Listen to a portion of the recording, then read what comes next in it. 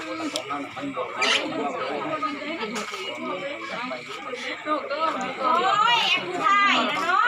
อ้ยมีแต่คนสวยสวย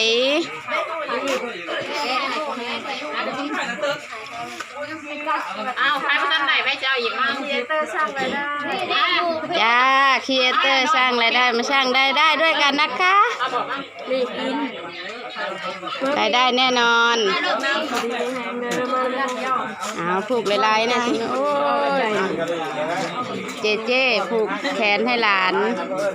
แบงค์พันเลยแบงค์พันนะจ๊ะดูดีๆจ้ะ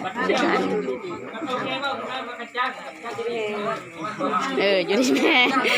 เบิดเท่านั้นติเอาโบนัสส่ง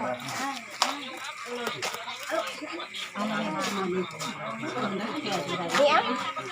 แค่ไหนอะไรแค่ยังวันนี้แล้วแกใช่ไหม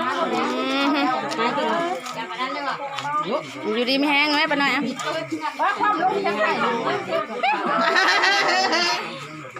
วัดปูลืมสื่อวันนี้กันเด้อวันนี้เค้กเขาในตีนตีนอนเลยเนี่ยเว้ยเนาะคนเลยเนาะ12 ปีพอคุณลูก